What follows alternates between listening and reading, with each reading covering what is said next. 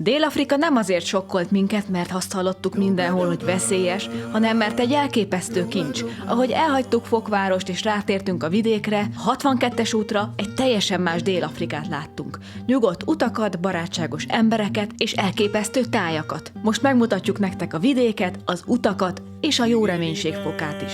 Mert ez az ország sokkal több annál, mint amit mondanak róla. Gyertek velünk akkor, indulunk tovább, és szeretnénk teket is magunkkal vinni. Megérkeztünk a Mossel Bayhez, és azért jöttünk fel ide, mert itt van egy világító torony, és innen akartuk megmutatni nektek először a várost, hogy milyen gyönyörű szép, és hogyha megnézitek, akkor ugye a szirti borzok azok szeretnek itt a köves területeken rejtőzködni, és itt vannak. Egy picike az anyukájával. Mondtuk nektek, hogy a szirti borzok az elefántok rokonai, és ez az evolúció során megmaradt, az evolúciós fejlődés során megmaradt, hogy a mancsuk hasonlít igazából. A szirti borzoknak olyan mancsuk van, kis tapadó korong van a mancsukon, úgy megtapad a köveken, hogy akár még függőleges helyzetben is fel tudnak rá mászni. Last night I had a dream of us coming together. Last night. Lejöttünk a hegyről ebbe a kis városkába. Elég turistás hely. Szerintem, hogyha mentek Fokvárosból Johannesburg felé, akkor itt érdemes megállni egy éjszakára és körülnézni, mert biztonságosnak tűnik ez a hely. És akkor is érdemes itt megállni, hogyha csak ezt a Garden Route kört csináljátok meg, amit mi. Az egy delfin? Azok delfinek, ott nézd.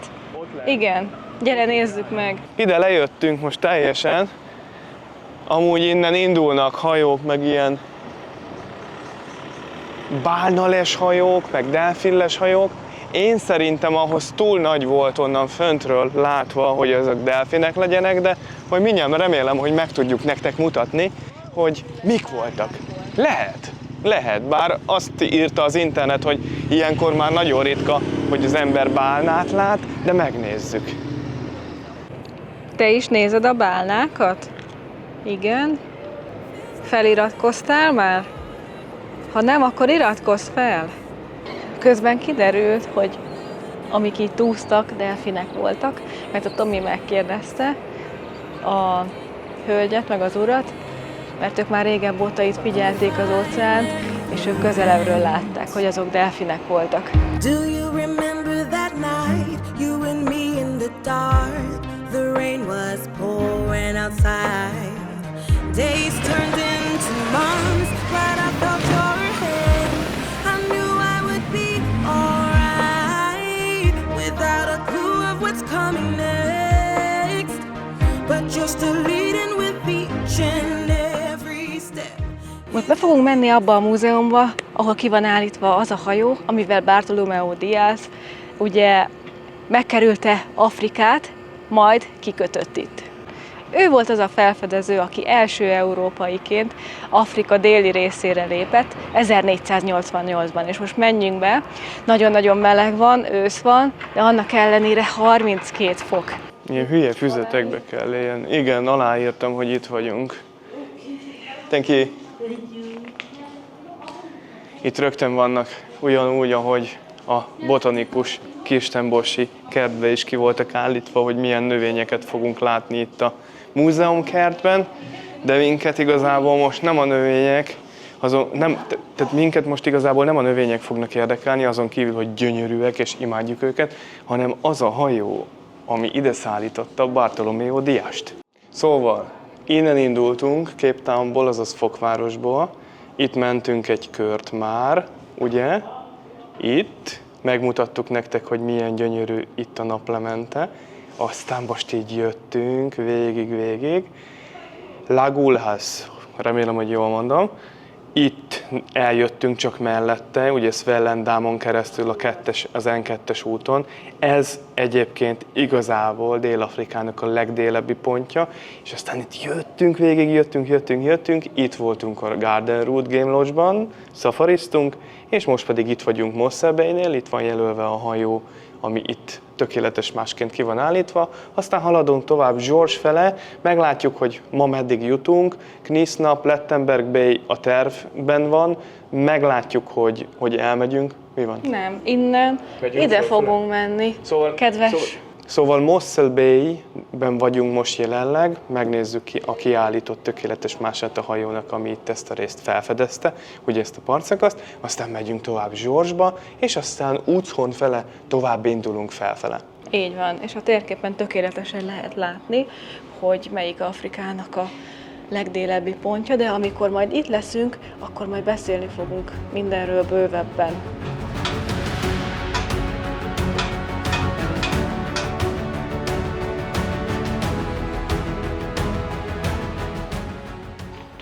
Diogo Cao Lisszabonból indult el, és akkor ott láthatjuk, hogy odáig jutott el, majd Bartolomeu Diaz, ugye Lisszabonból indult el szintén, és akkor láthatjuk, hogy megkerülte Afrikát, lejutott a déli részéhez, és kikötött itt, Mossel Bay-nél, és ez azért volt fontos, mert rájöttek, hogy Afrika körbehajózható, és ezzel megnyitotta az útvonalat India felé. Majd utána jött Vasco da Gama, szintén Lisszabonból indult, ő már teljesen megkerülte az afrikai kontinenst, és eljutott Indiáig. Szóval most gondoljátok el, hogy 1488-ban, annak az évnek a környékén, ilyen hajókkal mentek a felfedezők, és akkor kutatták az óceánokat, a tengereket, hogy minél több kontinenst felfedezzenek. Ugye nem adták fel, volt nekik legénységük, legtöbb alkalommal több hajó indult el, és akkor valamelyik odaért az úti célhoz, valamelyik nem. Amúgy ami az érdekessége ennek a hajónak az, hogy kerek 500 évvel később, 1488 után, tehát 1988-ban juttatták el ezt a hajót, a tökéletes mását, ugyancsak Portugáliából, vitorlázva ide a Mossel Bayhez, és basszus, 500 évvel később tényleg ide lehajóztak 1988-ban ezzel. Egyébként a Bartolomeu Caravellel még jött 2 darab hajó 1488-ban ide, tehát összesen 3-an voltak, de vissza Lisszabonba, Portugáliába csak 2 hajó érkezett. Vélhetőleg azért, mert itt a dél-afrikai sziklás partoknál az egyik hajó elsüllyedt. Azért tűntek el azok a hajók, mert akkor még nem volt térkép, ugye nem tudták, hogy hol van a part, és akkor nyilván odavesztek. Hát igazából ők voltak a térképírók, tehát ők jelölték be a térképen, hogy merre járnak, hogy merre mennek, szóval ők maguk a történelem. Az érdekesség még az, hogy ezen a hajón nem volt se WC, se konyha, sem külön alvókabinok, hanem itt aludtak a fedélzeten, volt vízük, élelmük, aztán ez egy nagyon-nagyon könnyű hajó, könnyű és trapabíró, ez ugye nagyon fontos, és túlélte a vihart, mert akkor egy hatalmas vihar volt, és a véletlennek köszönhető, hogy Afrikának a keleti részén kötöttek ki, de addigra már sajnos elfogyott a víz, meg az élelem, ezért Bartolomeu visszafordult, hogy ne kockáztassa a legénységnek az életét, és a visszaúton felfedezték a jó reménység fokát. Csodálatos volt bent, nekem nagyon tetszett ez a hajó, megérte megnézni. Haladunk az R328-as úton, megálltunk egy picit pihenni, meg a Merci drónozik. Ez egy ilyen hágós út, előbb ki volt írva, hogy babún, tehát lehetnek itt majmok, és kicsit drónozunk, aztán majd megyünk tovább. Az úti cél az Úchorn jelenleg, és itt keresztül haladunk ezen a hágón, és akkor előtte pedig, mielőtt Úchornba érünk, megnézzük a legrégebbi struccfarmot! I just wanna hold you. I just wanna look into your eyes and tell you that I want you. You know you make me feel so alive. Can't stop thinking about you day and night.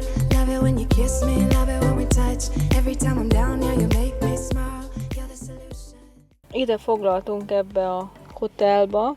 Nézzétek, hogy milyen szép őszi színben vannak a fák, gyönyörű ebben a naplementében.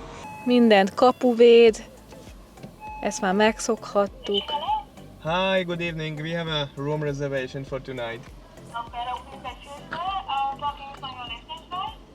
Mindjárt kinyitja nekünk a kaput, és akkor be tudunk jönni. Szóval ez biztonságos hely. Nagyon kíváncsi vagyok rá, hogy milyen lesz a szoba. Egy nagy szobát foglaltunk, mert ugyanannyiba kerül, mint a kicsi, meg a budget szoba. Így nyilván, hogy akkor azt válasszuk, és akkor megmutatjuk nektek, hogyha esetleg családdal jöttök, milyen lehetőségeitek vannak. És de gyönyörű ez az aloe vera itt velünk szembe. Oda néz. Szinte egy fa már. Mit meg nem adnék, hogyha ilyen szépek lennének a növények nálunk is. Hát ezek gyönyörűek. Az aloe verák is. Ez az övé már. Szabad? Várjál. Kihúzhatom? Na majd én kihúzom akkor. Na, itt van, gyere cica. Na, megyünk akkor a recepcióra, jó? Megtudtuk a cica nevét. Figarónak hívják ezt a cicát. Ugye? Figaro vagy. És te? Te kicsoda vagy. Hi there. Hi! Nagyon kedves volt a recepciós hölgy, megmutatta nekünk a szobát, meg hogy hol lesz a reggeli. Nézzétek, ez egy tök normális szállás, és nem drága. 50 euróba kerül per éj. Reggelivel hozzáteszem? Szóval ez lenne az a családi szoba, van ugye plusz egy hálószoba, 2 ággyal, a 2 gyereknek, párnak a hely, a fürdőszoba elég tágas, 45 négyzetméter, mennyi? 45 négyzetméteres, így ez az egész, úgyhogy szerintem tök jó. Egy 50 euróért tökéletes, biztonságos környéken. És ami már feltűnt nekünk nem ezen a szálláson először, hanem úgy általánosságban, ez az dél-afrikai dugó itt, mellette van sima európai, tehát bele tudod akár a svájci dugódat tenni, akár az EU-sat, ezt a nagy kört, szóval, hogyha véletlenül elfelejtenél átalakítót hozni, akkor is meg tudod oldani. Hú, de finom illata van ennek a virágnak, gyönyörű. Miért jöttél ki amúgy a welcome drink miatt? Nem. Én? Welcome drink? Meg vagy te húzatva? Dehogy is. Merci mesélt nektek tegnap, illetve érintette a vacsora közben ezeket a struckrófokat. Na most a köznyelv, a közhiedelem hívta azokat az embereket struckrófoknak itt Újhornban, akik hatalmas nagy vagyonokra tettek szert, struccfarmokból adódóan ugye a tollat árulták. A Merci mondta, hogy a strucctollaknak az értéke az olykor többet ért, mint az arany, ugyanis akkoriban az arany 30 unciáját körülbelül 3 fontért adták, illetve vették meg, a strucctoll akár az 5 fontot is elérhette, ezért építettek itt Újhorn elvárosában, illetve a környékén kacsalábon forgó házakat, márványlépcsővel, hatalmas nagy csillárokkal, nagy homlokzatokkal. Itt éltek a struckgrófok. Legtöbbször ezeket a strucctollakat egyébként kalapdísznek használták, színházi előadások kellékeként, illetve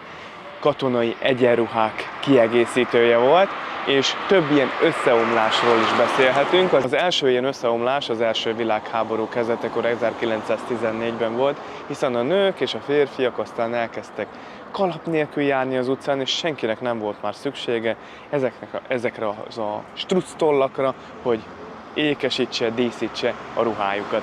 Mivel ma szombat van, ezért a CP&L múzeumban nem fogunk tudni bemenni, ami a legjelentősebb, legnagyobb vidéki zsinagóga volt itt Dél-Afrikában, és nem fogjátok elhinni, de litvániai zsidó bevándorlók kezében volt a legtöbb ilyen hatalmas nagy villa. Az a lényeg, hogy most itt vagyunk a zsinagóga előtt, és good morning. Good morning. Fine. Very well, thank you. Vedd fel, szépen, mindig. Say hi. Yeah, hi. Hi. És úgy kell elképzelni ezt a hatalmas nagy vagyont, hogy nem tudták hova tenni a pénzüket, a földutakon Rolls-Royce-szal jártak, saját struccbank is volt, mert olyan hatalmas nagy pénzmozgások voltak, hogy ehhez létre kellett hozni egy ilyen bankot, és Hollywoodot is megihlette ez a történet, dokumentumfilmek, meg ilyen történelmi filmek készültek erről az egész helyzetről, meg a Strutz grófokról. Sziasztok! Ma is nagyon-nagyon korán keltünk, hogy el tudjunk indulni időben, megnézzük a dél-afrikai 66-os utat, ami itt a 62-es út, de ugyanúgy ikonikus, mint Amerikában, ikonikus helyekkel, látnivalókkal. Tartsatok velünk, mert indulunk!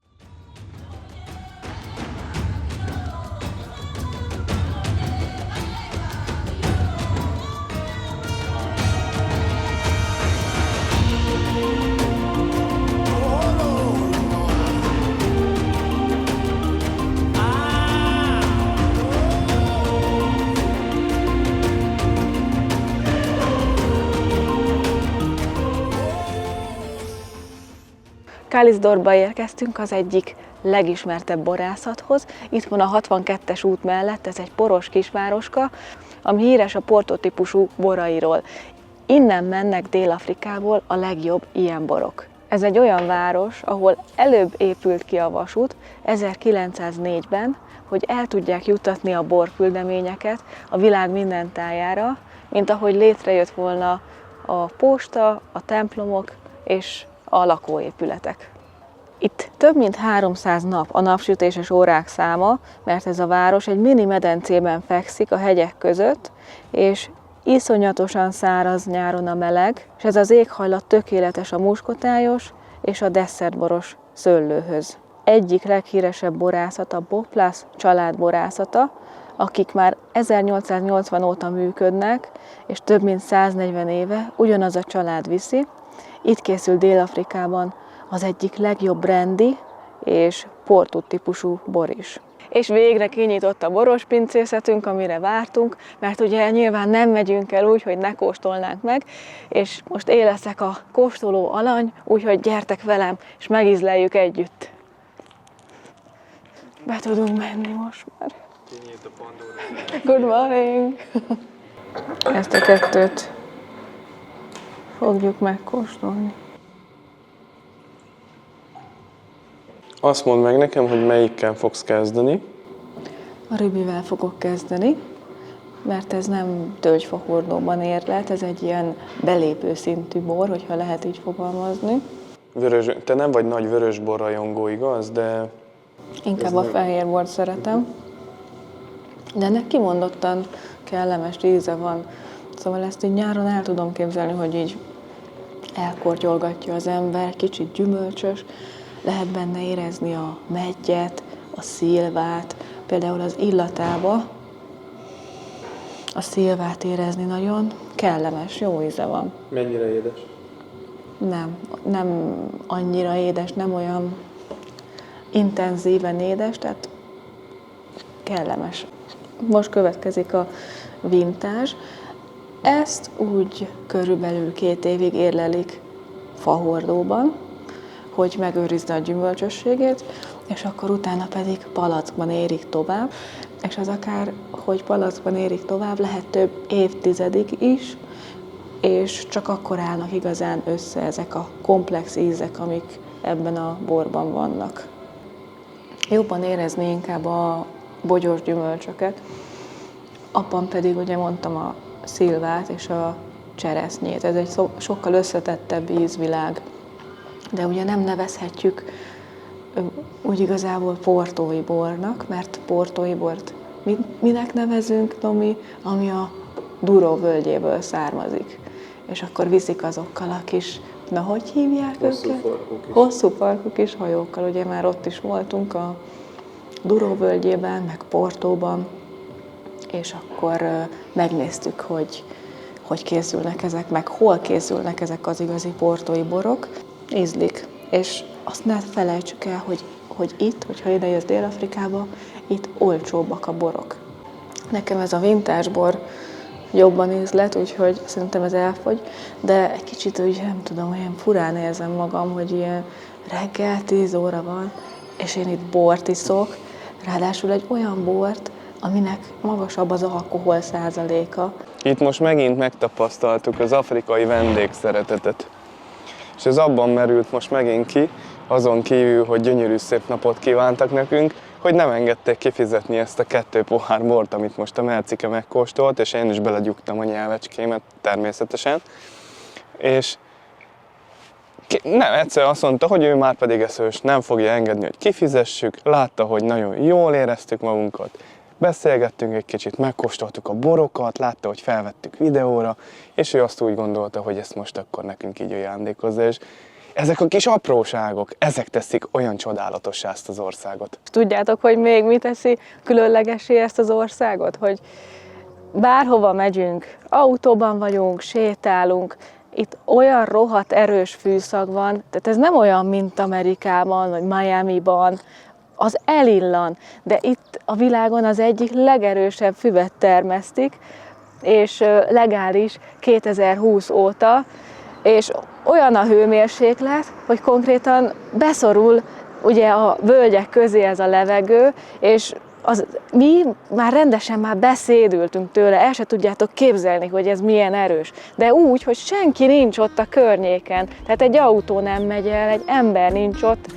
és a fűszag meg valahogy ott ragadt.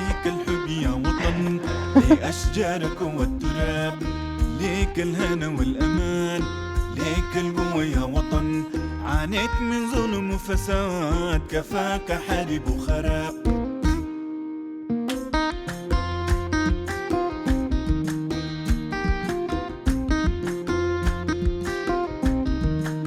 شوقنا يزيد في الشتات وبالنا فيك يا بلاد حلمنا يزيد بالسلام ملينا منه الدواس أجيالك فيها الأمل تبنيك جديد يا وطن يشرق فجر الخلاص ونزرع بذر الجمال. Most egy olyan faluba értünk itt a 62-es út mentén, amit 1868-ban alapított a Berlini Missziós Társaság. Azért különleges, mert itt felfedezhetjük ezeket a régi hagyományos épületeket, fehérre meszelt házak, a fehérre meszelt templom is nagyon-nagyon különleges, és most lett vége a misének. És most mi megint ilyen különlegességek vagyunk itt. A telep mellett pedig van egy általános iskola is. Ugye ezek az emberek régen nem tanulhattak, de most már a szegényebb telepek mellett is vannak iskolák, és ez nagyon fontos. Nem az a fontos, hogy milyen állapotban vannak, hanem hogy nekik is lehetőségük van tanulni. És most, hogy vége a misének, megpróbálunk benézni ide a kis kápolnába, a templomba, ami a mai napig ugye működik. Van templomkert, és nagyon kedvesek voltak az emberek, akik kijöttek. Egytől egyig mindenki vagy intett, ránk mosolygott, köszönt. Szóval tényleg az emberek vendégszeretetével abszolút semmi gond nincsen.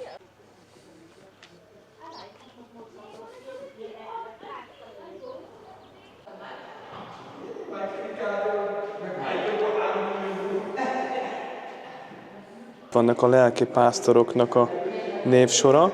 Friedrich Wilhelm Prietsch alapította 1853-ban ezt a missziós telepet, és a mai napunkban pedig Elizabeth Ruth Adams vezeti ezt a templomot és a hozzátartozó iskolát. Az itt élők azok főleg mezőgazdasággal foglalkoznak, nagyon kevés a munkalehetőség, és a hit az egyetlen, ami sokaknak megmaradt. Itt nem a pénz, hanem az összetartás és az Istenbe vetett remény az, ami nap mint nap megtartja az embereket. Ez a hely, ez a kisváros, ahol most vagyunk, Ladysmith, és itt több dolog is van, amiről érdemes beszélni. Mögöttem van a Tower Cop hegy, amiről született egy legenda. Egy boszorkány a seprűjével repült, és nem tudott átkelni a hegyen, valamiért nem akarta ő ezt kikerülni, hanem úgy döntött, hogy belecsap egy villámot, és ezért a hegy középen ketté hasadt, és ez tökéletesen innen a városból, vagy a kisfaluból lehet is látni. A másik dolog, hogy itt is van szőlő, itt is termesztenek, rizlingborok vannak itt, és viszont nem ez a leghíresebb ebben a városban, hanem a sajt, mert hollandok alapították még nagyon régen, az 1800-as években, és díjnyertes hóda sajtja van a városnak, úgyhogy ezt, ha tudjuk, akkor meg fogjuk kóstolni. Reméljük, hogy sikerül találnunk egy olyan helyet, ami nyitva van, ugye vasárnap. Íme, itt vannak ezek például a holland típusú házak, ami meg még érdekes, hogy a temetők. Sokat láttunk már útközben, azok így szoktak kinézni, egy sima pusztába vannak, semmi gicsparádé, csak ki vannak téve a fejfák, és a legtöbb helyen össze-vissza van tényleg. És ha nyitva lenne, akkor itt tudnánk megkóstolni azt a híres hóda sajtot. Oda is van írva, hogy ez díjnyertes sajt. 2017, 18, 20 és 21-ben nyerte meg a díjat. Amúgy a város nem azt mondom, hogy szép, de viszont történelmileg nagyon jelentős, és a mai napig nagyon fontos az országban. Ez pedig itt a sajtkóstoló mellett milyen jó dolog, hogy a kutyákat itt lehet hagyni, kikötve, és árnyékba tudnak feküdni, amíg a gazdájuk kóstol. Tomi ellenőrzi az autót. Mindent rendben találtál?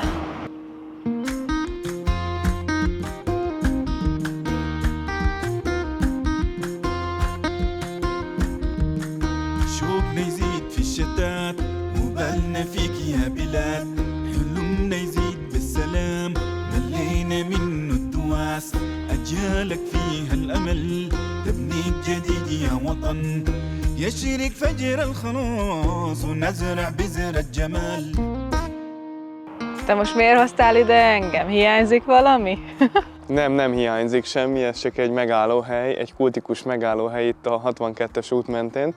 Ronnie's Sex Shopnak hívják, ami a névvel ellentétben soha nem volt sex shop, csak egy megállóhely. Ronnie annak idején szeretett volna itt egy ilyen zöldség és kis vegyes boltot nyitni, és a barátai felfirkálták ide a falra, hogy sex shop, és aztán az emberek elkezdtek itt megállni, fényképezkedtek, körülnéztek, és aztán Ronnie-nak az eszébe jutott az, hogy jó, hát akkor ne legyen zöldség és vegyesbolt, hanem legyen egy bár. És most működik itt egy bár, van kávé, sör, meg különböző dekorációk. Szóval a név titeket se tévesszem meg. I am off to invisible grounds.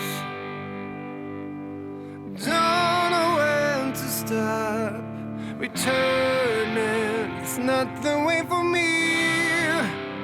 Only a mile to go. Somewhere I belong. I'll see it clearer now.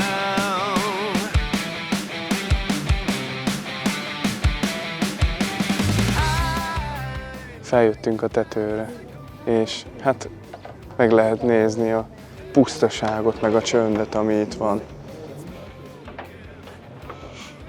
Ez tényleg ugyanúgy a semmi közepe. Emlékszel, mikor Amerikában mentünk a 66-os úton? Igen. És akkor volt ott az a Roy hotel, vagy motel és benzinkút. Ugyanaz. Hát körülbelül, de még ha ez nem is hasonlít rá, de a következő megállónk az fog.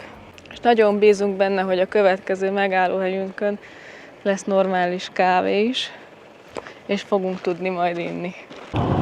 Na és végül, hogy tetszett neked ez a Ronnie-s kocsma? Mert nekem amúgy egyáltalán nem tetszett. Szerintem nagyon gusztustalan volt az egész, a WC, a szag, ami bent volt, egy ilyen tipikus kocsma szagárat, és az embernek már így nem tudom, így elmegy a kedve a kávéívástól, de most kíváncsi vagyok a te véleményedre. Megnéztük, de nekem az a szag, ami ott bent terjengett, meg a WC, meg a mit tudom én, nem tetszett egyáltalán, és szerintem még, hogyha lenne itt kávé, se kellene, legalábbis én nem is láttam, bár ki volt írva, hogy Roadkill Café, de hát nem tudom, ilyen, most nem kívánom a kotyogós kávéfőzőből a kávét, amúgy. Tök jó, meg kultúrsok, de nem szeretem az olyan helyeket, ahol bűz van. Everybody knows it's spoken on the radio. There is a truth in the lies.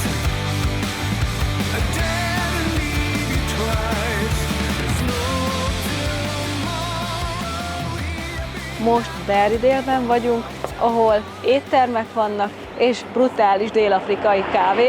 Ebben a boltban minden természetes. Rengeteg dolgot lehet kapni. Például ez mitől különleges? Nézd, Oryx Black Pepper. Wow. Lehet, hogy ez a márkája. Sajt is van. Baritej. Csak csomagolásba árulták a kávét. Egy 250 g-os ilyen Terbodor kávé, bab vagy őrült, 175 randba kerül.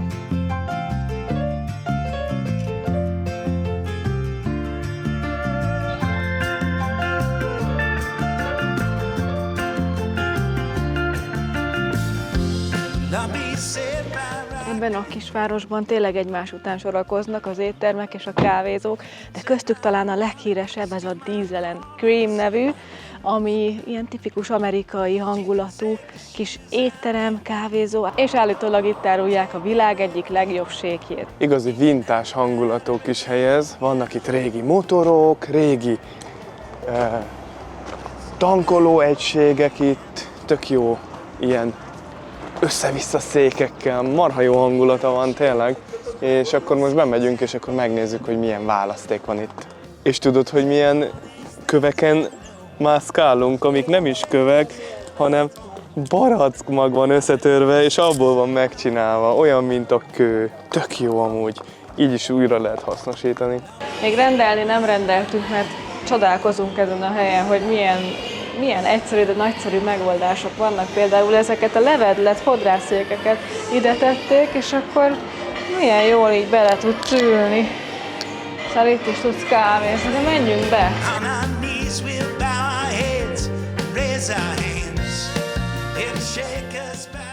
Nekünk ennyi nincs azért otthon gumikocsával szerintem.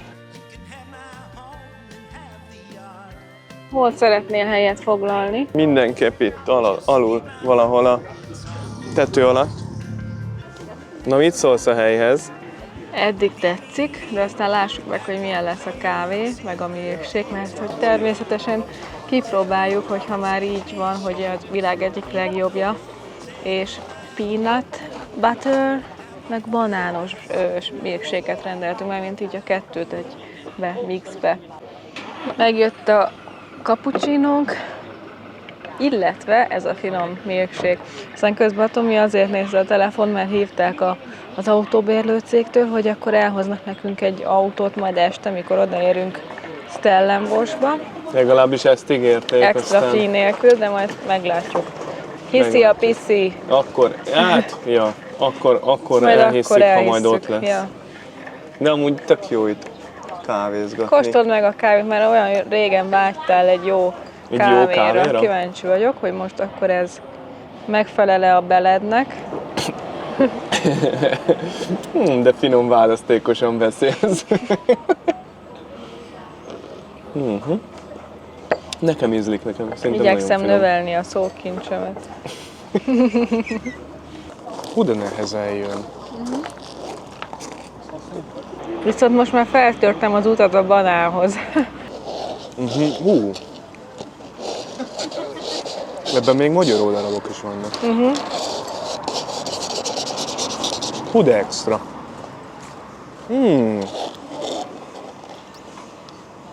Szóval akkor megisszod? Idd meg a kávét, jó az neked. Jól van. Kinek mi jut? Tudod, hogy elfelezünk mindent. Hogy tetszett a hely? Ezt már azért jobban ajánlod. Itt álljatok meg, srácok. Ez perfekt. Ez egyébként, hogyha Úchornból mentek mondjuk Montaguba, vagy még tovább Stellenboschba, mint mi, akkor ez a hely tökéletes. Félidős megálló, tudtok egy jót ebédelni, hogyha éppen éhesek vagytok, vannak jó burgerek. Perfekt. Perfekt. Jó. Ide értünk most Montaguba, ebbe a kis dél-afrikai városba, a Langeberg-hegység lábainál, és miről híres ez a város? Számunkra miről híres, ahogy beértünk, szinte az összes ház feltűnt, hogy fehérre van messzelve. Ilyen kis farmházak vannak, itt egy ilyen country kitchen, és nagyon sok ilyen lapos, fehér épület található itt meg, nyitott verandával, és miről még? Hát a meleg forrásairól. Van itt a közeli hegyekben egy meleg forrás kültéri medencékkel, és hogyha tényleg arra vágysz, hogy egy régi kisvárosba elgyere Dél-Afrikába, ahol megállt az idő, és borral a kézben ezt fel akarod fedezni, akkor Montagu pont ezt tudja neked nyújtani. Nagyon speciálisan jöttünk be, már 2 sorompón is áthajtottunk, szóltunk, hogy igazából mi csak egy fotót meg egy videót szeretnénk csinálni, nem akarunk most itt fürdeni, hiszen egy nagyon különleges helyen vagyunk itt Montaguban, az Avalon Springsnél. Ide épült egy hatalmas nagy ilyen camping központ, egy hotel, és természetesen lehet jönni és lehet fürdeni is ebben a vízben, hogyha nem itt szálltok meg akkor is. Langyos. Ez langyos víz, kérem szépen. Akkor itt meg tudnánk meríteni a kulacsainkat is? Tényleg mindenhol annyira kedvesek. Szóltunk, hogy igazából tényleg csak pár képet szeretnénk csinálni, benézni ide, és mondták, hogy menjünk nyugodtan, szóval nem akadékoskodnak, hogy miért, meg hogyan se, és ez tök jó. Szóval van egy csomó kültéri medence, különböző vízhőmérséklettel itt, és tök szép a környezet, gyönyörű köves hegyek vannak itt, és egyszerűen fantasztikus.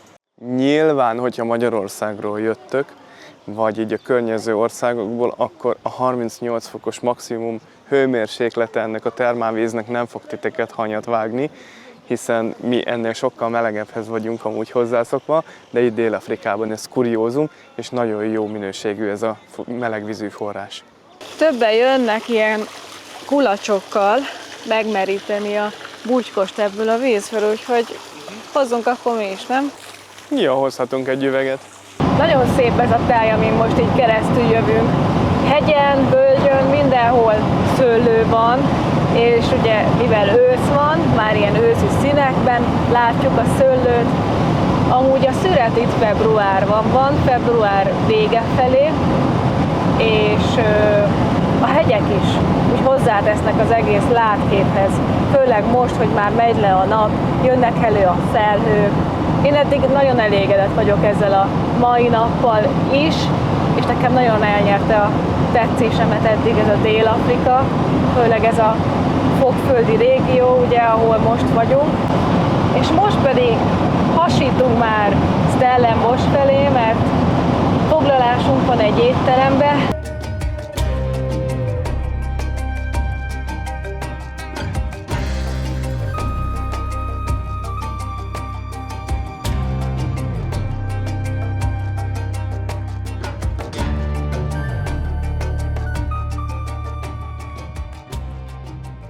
Most egy hágón megyünk keresztül, és természetes, hogy megállunk itt, hiszen csodálatos a naplemente, és nézzétek meg, hogy mennyi szőlőt termesztenek itt a hegyoldalban, meg a völgyben, és oda fogunk mi lemenni. De most egy kicsit élvezzük a tájat. Kuka pedig babun biztos, legalábbis elméletileg, de szerintem vannak olyan okosak ezek a páviánok, hogy ki tudják nyitni.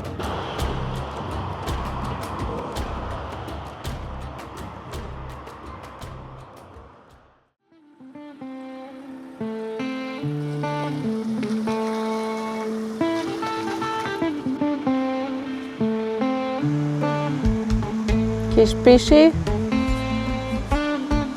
Nagyon szépek a fák. Visszatértünk itt az őszbe.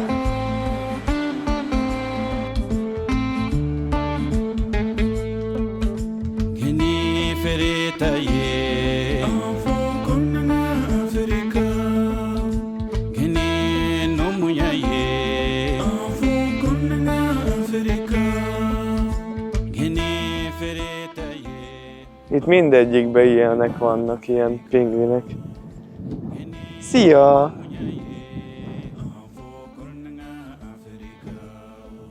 De totyogsz. Megérkeztünk Betty's Bay-be a pingvinekhez. Itt ez egy sokkal kisebb rész, mint a Boulders Beach.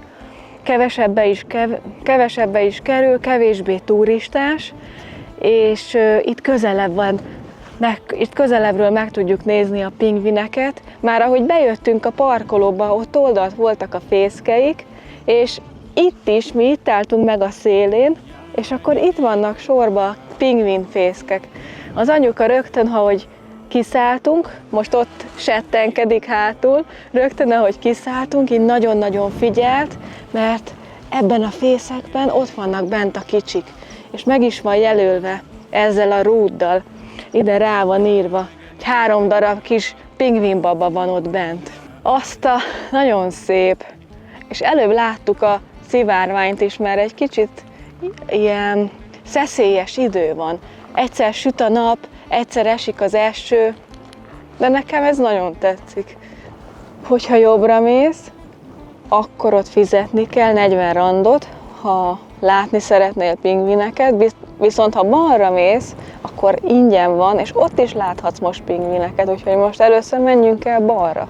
És ők itt ugyanazok az afrikai pingvinek, a jackass pingvinek, akik ott az előző részben voltak a Boulders Beachnél, csak itt sokkal nyugodtabb. Legalábbis eddig úgy tűnik. Szegény, olyan hangja van, mint a Donald kacsának. El van menve neki. Mondaná, de sajnos nem tudja. Ez a Betty's Bay amúgy egy régi bálnavadász település, nyilván már nem vadásznak bálnákat, és nekem sokkal jobban tetszik amúgy ez a Stony Point, ezzel a gyönyörű kilátással, sziklákkal, pingvinekkel, tényleg sokkal közelebb lehet a pingvinekhez menni, és nem is zsúfolt, tehát látjátok, senki nincs itt, és ez nem azért van, mert éppen fúj a szél, vagy szemerkél az eső, közben ott a háttérben ott a szivárvány, szóval ez fantasztikus itt. Szerintem sokkal meghittebb, sokkal kellemesebb ide jönni, mint a Boulders Beach. Nyilván a Boulders Beach az sokkal felkapottabb, sokkal közelebb van Fokvároshoz, de ez pöpet, szóval ez, hogyha összekötöd mondjuk a Cape Point-tal, a Jó Reménység fokával, az teljesen rendben van.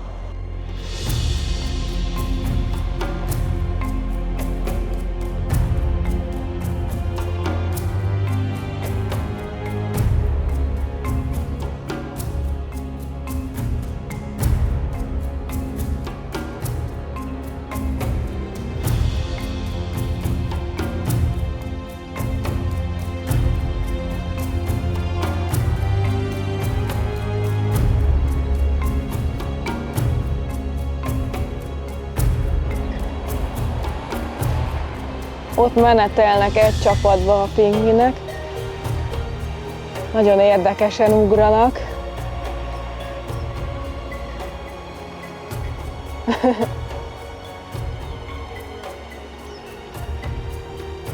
Egyik az kicsit lemaradt, most nagyon-nagyon siet. Pofára is esett szegény. Mennek oda a többiekhez. Amúgy ők az egyetlen pingvinfaj, amik itt Afrikában élnek.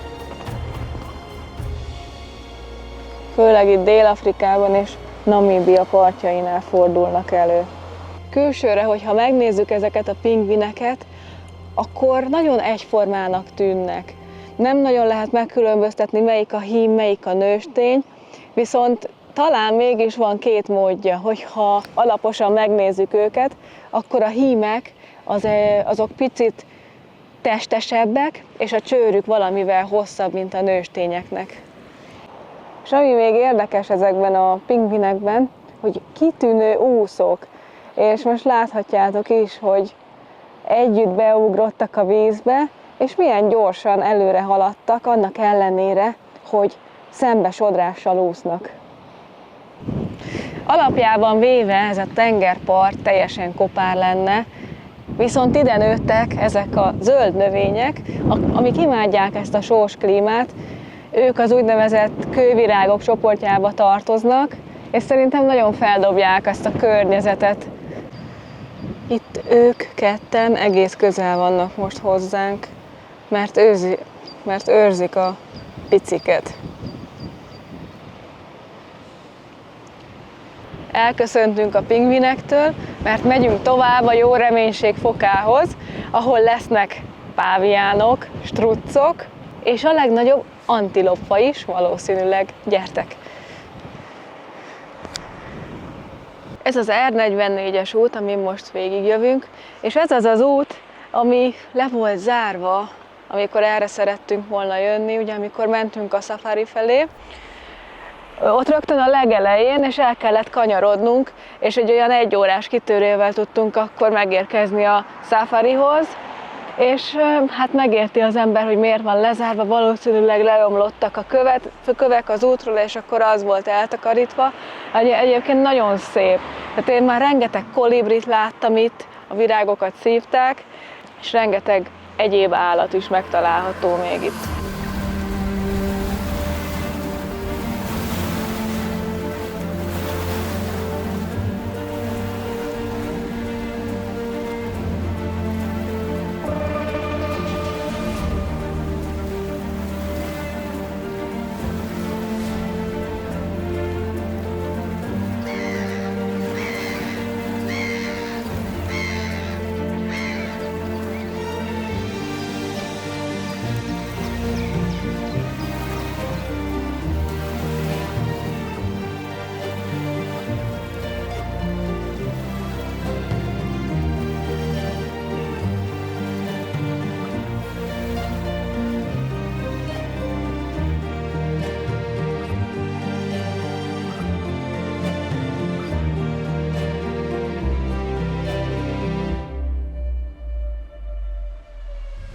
Megérkeztünk a jó reménység fokához.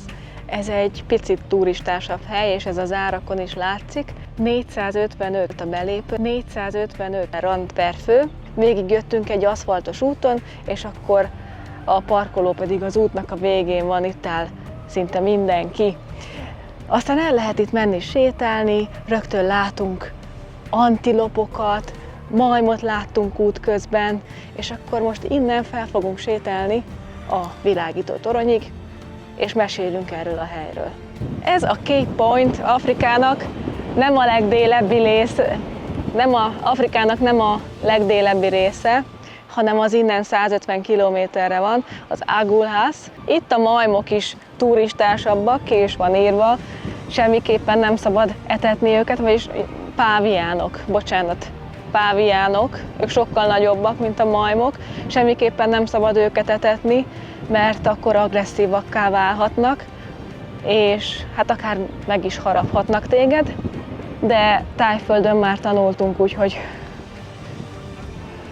van egy ilyen kis eszközünk, hogyha bármi probléma lenne, de bízunk benne, hogy nem lesz. Ez a nemzeti park a Table Mountain Nemzeti Park része, ahogy a bejáratnál is lehetett látni, és ha nem gondoltátok volna, akkor most mondom, hogy természetesen az UNESCO világörökség része is, mégpedig nem csak azért, mert ilyen gyönyörű a táj, hanem azért is, mert 1100 növényfaj él itt a park területén, és vannak ugye itt antilopok, struccok, különböző állatok, még teknősök is, és ugye elég szeles itt az idő, hatalmas nagy hullámok vannak, és a két legáldázabb áramlat csap itt össze, eléggé sziklás a part, ezáltal rengeteg hajóroncs is található itt, amik megfeneklenek, vagy éppen elsüllyednek. Most az első világító toronyhoz sétálunk felfelé, mert a szigeten 2 van, az elsőt 1860-ban építették, és azért építettek egy másikat, mert ködben a hajók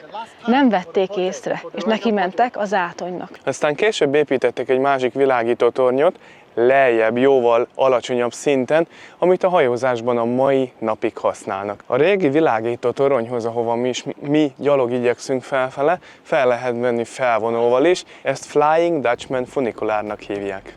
És ha már említettem nektek ezt a Flying Dutchman funikulárt, azaz a repülő hollandi, szóval az a lényeg, hogy ez a Van der Decken a 17. században ugye mindenképp megpróbálta itt ezt a jó reménység fokát körbehajózni, és hatalmas nagy viharba kerültek, és elátkozta az eget, hogy a franc essen belé, ő már, hogyha az életébe is kerül, akkor is körbe fogja itt hajózni ezt a jó reménységfokát, és aztán a saját csapdájába került, mert lecsapott egy villám az égből, és soha a büdös életbe nem tud kikötni, vagy nem köthetett ki. Örök kárhozatra került, és a legendák és mítoszok szerint valahol itt kering a fok körül, soha többé nem köthet ki, és a hajósok körében is van egy ilyen legenda, egy ilyen mítosz, hogyha rossz idő van, már pedig itt nagyon sűrű van rossz idő, és nagyon erős szél, köd, és hogyha valaki látja ezt a vitorláshajót, vagy az árnyakat, akkor ő is örök kárhozatra kerül, és soha nem térhet ide vissza. Megnéztük jobban ott azt a pontot, és az egy zátony, és ezért fontos a világító toronynak a szerepe, ugye, hogy a hajósoknak látható legyen, de most is például a semmiből csak úgy felcsapott a szél, és sokszor, amikor nagy szél van, le is zárják ezt az utat, mert a 160 km/h is elérheti. Itt vannak az aloeverák, milyen hatalmas nagy törzsük van, az ember ilyenről csak álmodozik otthon, és fel voltak virágozva, mivel ősz van, készülnek most már a térre, elhullajtják a virágjukat, és alszanak.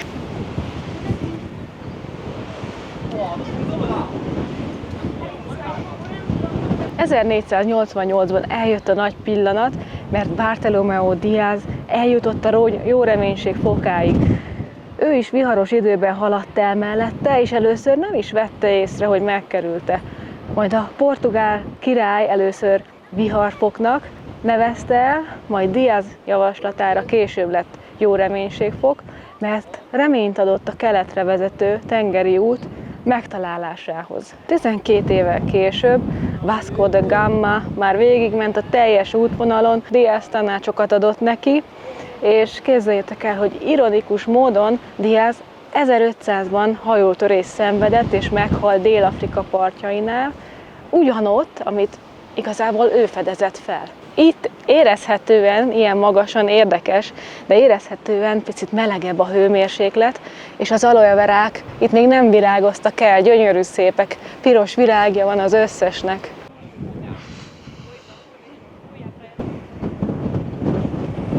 Ez a világító torony az óceán vagy a tengerszint felett 249 méterre magasodik, és ugye említettük nektek, hogy építettek egy második világító tornyot, az 87 méterrel a tengerszint felett található.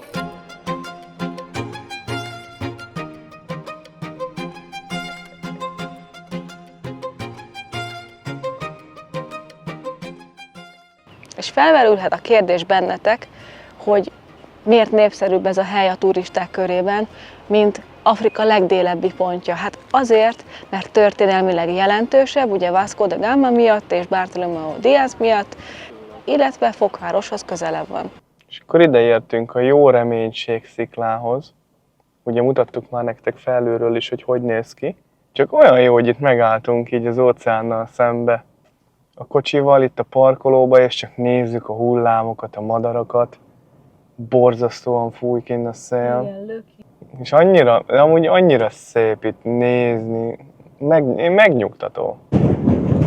Mercit is mindjárt elfújja a szél.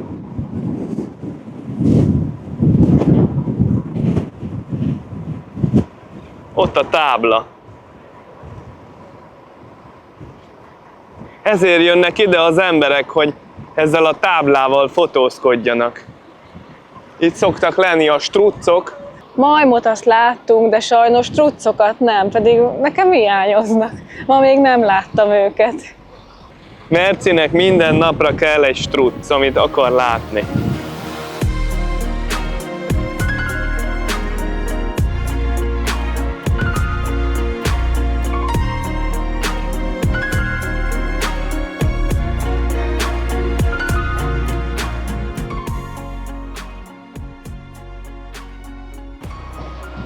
Annyira fúj a szél, hogy így rá lehet feküdni konkrétan, hallod? Ja, elindultunk most már nagyon lassan Fokváros irányába, és ugyanazt a szállást választottuk, ahol az első 3 napunkon voltunk, mert nagyon tetszett, jó helyen volt, kedvesek voltak, a reggeli is szuper volt, és már csak azt kell kitalálnunk, hogy ma este hol fogunk enni. Soaking wet clothes I called you from a payphone. Could barely hear what you said, but you told me that I'm no longer the one you want. Ha tetszett a videó, és érdekes volt látni Dél-Afrikának ezt az oldalát, akkor nyomjatok egy lájkot, és iratkozzatok fel. Köszönjük, hogy velünk voltatok. Sziasztok! Goodbye, goodbye. I know it's been a year, but sometimes I still shed a tear thinking of you. What can I say?